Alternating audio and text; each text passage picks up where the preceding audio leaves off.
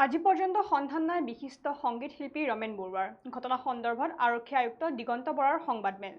নিকট আত্মীয়ৰ কামত আঘাত পাইছিল ৰমেন বৰুৱাই। ব্যক্তিগত অসন্তুষ্টিত ভুগি আছিল সংগীত শিল্পীগৰাকী।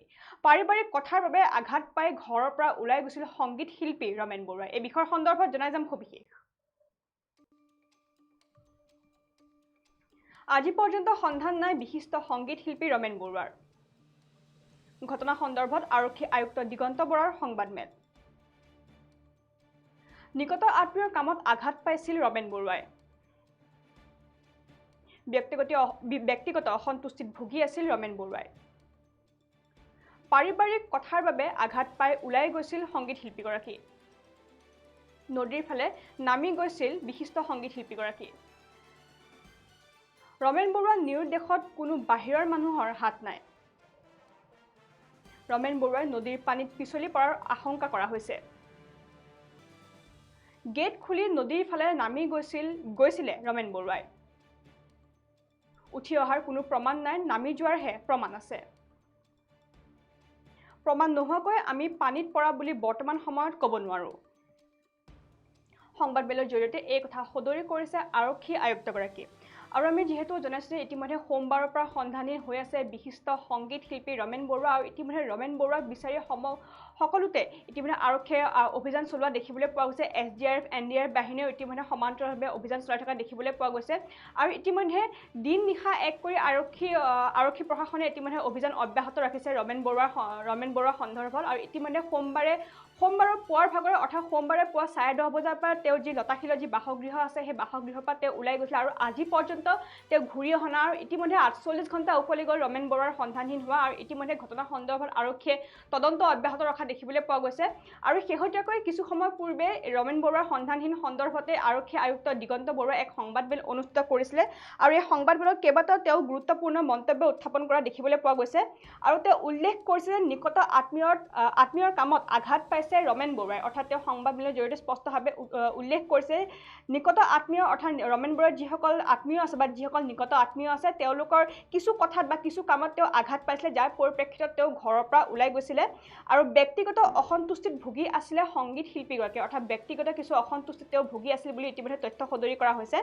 আৰু পাৰিবাৰিক কথাৰ বাবে আঘাত পাই ওলাই গৈছিল সংগীত শিল্পীগৰাকী। অৰ্থাৎ পাৰিবাৰিক কিছু সংঘাত হৈছিলে সোমবাৰে পুৱাৰ ভাগত। তেওঁ জীয়ৰীৰ সৈতে কিছু মতানৈক্য হোৱা দেখিবলৈ পোৱা গৈছে, যাৰ পিছতে তেওঁ ঘৰৰ পৰা ওলাই গৈছিলে। আৰু সেই যি ঘৰৰ পৰা তেওঁ সোমবাৰে পুৱা 10:30 বজাত যি ওলাই গৈছিলে লতাশিলৰ নিজ বাসগৃহৰ পৰা, আৰু আজি পৰ্যন্ত তেওঁ উভতি অহা নাই বৰ্তমান সময়লৈকে। আৰু ইতিমধ্যে আজি তেওঁৰ যিগৰাকী জীয়ৰী আছে বৰ্ণিকা তেওঁক ইতিমধ্যে আৰক্ষীয়ে তলব কৰা দেখিবলৈ পোৱা গৈছে। আৰু ইতিমধ্যে আৰক্ষী তদন্তৰ আওতাত আছে বৰ্তমান ৰমেন বৰুৱাৰ জীয়ৰীগৰাকী। আৰু ইতিমধ্যে ৰমেন বৰুৱাৰ জীয়ৰীক ইতিমধ্যে আৰক্ষীয়ে তদন্ত অব্যাহত ৰাখিছে। আৰু তাৰ সমান্তৰালকৈ ইতিমধ্যে আৰক্ষী আয়ুক্তগৰাকী কিছু সময় পূৰ্বে সংবাদমেল অনুষ্ঠিত কৰিছিলে। আৰু এই সংবাদমেলতে ইতিমধ্যে তেওঁ স্পষ্টভাৱে সকলো কথা উল্লেখ কৰিছে। আৰু তেওঁ লগতে উল্লেখ কৰিছে যে নদীৰ ফালে নামি গৈছিলে ৰমেন বৰুৱা। অৰ্থাৎ যিহেতু শেষৰবাৰৰ বাবে ৰমেন বৰুৱাক ইতিমধ্যে গুৱাহাটী উচ্চ ন্যায়ালয়ৰ যি ৰাজপথ আছে সেই ৰাজপথত তেওঁ অন্তিমবাৰৰ বাবে দেখা পোৱা গৈছিলে। আৰু ইতিমধ্যে ৰমেন বৰুৱাৰ ফোনো যিহেতু ছুইচ অফ হৈ আছিলে সোমবাৰে সেই পুৱাৰ ভাগৰ পৰা। আৰু তেওঁৰ ফোনৰ যিটো শেষৰটো লোকেশ্যন আছে সেই শেষৰটো লোকেশ্যন ব্ৰহ্মপুত্ৰ পাৰত পোৱা গৈছিল বুলি ইতিমধ্যে আৰক্ষীয়ে সদৰি কৰিছিলে। আৰু যাৰ পিছতে আৰক্ষী প্ৰশাসনে ইতিমধ্যে SDRF তথা NDRF বাহিনীৰ সৈতে ইতিমধ্যে অভিযান আৰম্ভ কৰিছিলে।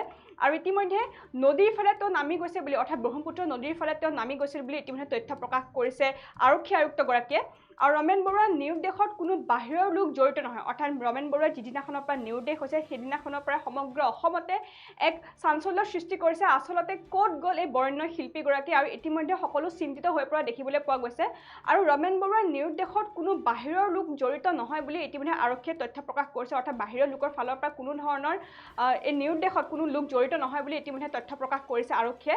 আৰু ৰমেন বৰুৱাৰ নদীৰ পানীত পিছলি পৰাৰ ইতিমধ্যে আশংকা ব্যক্ত কৰিছে আৰক্ষীয়ে। অৰ্থাৎ তেওঁৰ যিহেতু ভৰিৰ খোজৰ যি চিন আছিলে সেই চিন পোৱা গৈছিলে। তেওঁ ভৰিৰ খোজৰ চিন যোৱা অৰ্থাৎ নদীৰ পাৰলৈ যোৱাৰ চিনহে ইতিমধ্যে আৰক্ষীয়ে লাভ কৰিছে। কিন্তু সেই নদীৰ পাৰৰ পৰা উভতি অহাৰ যি ভৰিৰ চিন আছে সেই ভৰিৰ চিন বৰ্তমান সময়তো আৰক্ষীয়ে লাভ কৰিব পৰা নাই। আৰু সেয়েহে আৰক্ষী প্ৰশাসনে বৰ্তমান সন্দেহ কৰিছে ৰমেন বৰুৱাৰ পানীত পিছলি পৰা ইতিমধ্যে আশংকা ব্যক্ত কৰিছে বৰ্তমান সময়ত। আৰু গেট খুলি নদীৰ ফালে নামি গৈছিলে ৰমেন বৰুৱা। অৰ্থাৎ বিশিষ্ট সংগীত শিল্পীগৰাকীয়ে হয়তো কিছু মানসিক চাপত ভুগি আছিলে, যাৰ পৰিপ্ৰেক্ষিতত তেওঁ ব্ৰহ্মপুত্ৰ নদীৰ পাৰ পাৰলৈ গৈছিলে আৰু সেই ব্ৰহ্মপুত্ৰ নদীৰ পাৰতে তেওঁৰ মোবাইলৰ শেষৰটো লোকেশ্যন পোৱা গৈছিলে আৰু যাৰ পৰিপ্ৰেক্ষিতত ইতিমধ্যে আৰক্ষী প্ৰশাসনে সেই SDR তথা NDR বাহিনীৰ সৈতে অভিযান চলোৱা দেখিবলৈ পোৱা গৈছিলে আৰু জানিব পৰা মতে আৰক্ষী আয়ুক্তগৰাকীয়ে সদৰি কৰা অনুসৰি ইতিমধ্যে গেট খুলি নদীৰ ফালে নামি গৈছিলে ৰমেন বৰুৱা অৰ্থাৎ ব্ৰহ্মপুত্ৰ নদীৰ পাৰত যিখন গেট আছে সেই গেটখন খুলি ৰমেন বৰুৱা নামি গৈছিলে বুলি ইতিমধ্যে তথ্য প্ৰকাশ কৰিছে আৰক্ষীয়ে আৰু প্ৰমাণ নোহোৱাকৈ আমি পানীত পৰা বুলিও বৰ্তমান সময়ত ক'ব নোৱাৰোঁ অৰ্থাৎ যিহেতু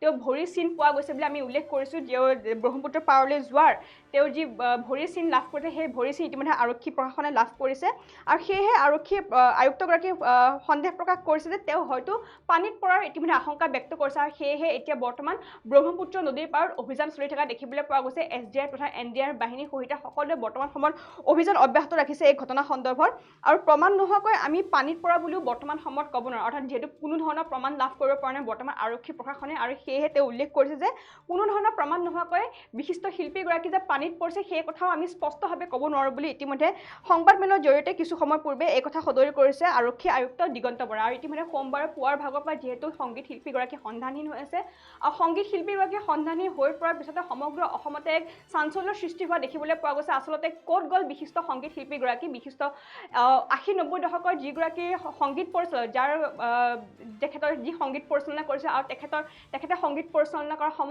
সকলোসমূহ গীত তেওঁৰ ভাতৃ দীপেন বৰুৱাই কণ্ঠদান কৰিছিলে আৰু এক জুতি যি ৰমেন বৰুৱা দীপেন বৰুৱা যি জুতি সেই জুতি আজি পৰ্যন্ত অসমবাসীয়ে পাহৰিবলৈ পৰা নাই আৰু সেইগৰাকী বৰ্ণ সংগীত শিল্পী বৰ্তমান সময়ত নিখোজ হৈ আছে সন্ধানহীন হৈ আছে আৰু ইতিমধ্যে তেওঁৰ যিসকল অনুৰাগী আছে সেই তেওঁৰ অনুৰাগীসকলে বৰ্তমান সময়ত প্ৰাৰ্থনা জনাইছে যাতে অতি সুকলমে যাতে ৰমেন বৰুৱা নিজৰ স্বগৃহলৈ উভতি আহক আৰু ইতিমধ্যে তেওঁৰ যিগৰাকী জীয়ৰী আছে বৰ্ণিকাক ইতিমধ্যে আৰক্ষীয়ে তলব কৰা দেখিবলৈ পোৱা গৈছে আৰু ঘটনা সন্দৰ্ভত যিহেতু আমি উল্লেখ কৰিছোঁ তেওঁৰ জীয়ৰীৰ সৈতে কিছু মতানৈক্য হৈছিলে সোমবাৰৰ পুৱাৰ ভাগতে আৰু সেই মতানৈক্য হোৱাৰ পিছতে তেওঁ ঘৰৰ পৰা ওলাই গৈছিলে কাকো নজনোৱাকৈ তেওঁ ঘৰৰ পৰা ওলাই গৈছিলে আৰু এই কথা উল্লেখ কৰিছে তেওঁৰ খুদ ভাতৃ দীপেন বৰুৱাই কোনো ধৰণৰ কাকো মাতবোল নিদিয়াকৈ তেওঁ সেই ঘৰৰ পৰা যি পুৱা 10:30 বজাতে ওলাই গৈছিলে আৰু আজি পৰ্যন্ত তেওঁ ঘৰলৈ উভতি অহা নাই আৰু সেই দিনাখনৰ পৰাই অৰ্থাৎ সোমবাৰে নিশাৰ ভাগৰ পৰা আৰক্ষীয়ে এই ঘটনা সন্দৰ্ভত অভিযান অব্যাহত ৰাখিছে আৰু অভিযানৰ অন্তৰত ইতিমধ্যে তেওঁলোকে বিভিন্ন ধৰণৰ তথ্য লাভ কৰিবলৈ সক্ষম হৈছে আৰু তেওঁৰ যি মোবাইলৰ শেষৰটো লোকেশ্যন আছিলে ৰমেন বৰুৱা সেই শেষৰটো লোকেশ্যন ইতিমধ্যে ব্ৰহ্মপুত্ৰ নদীৰ পাৰত পাইছিল বুলি ইতিমধ্যে তেওঁলোকে সদৰি কৰিছে আৰু ইতিমধ্যে কিছু সময় পূৰ্বে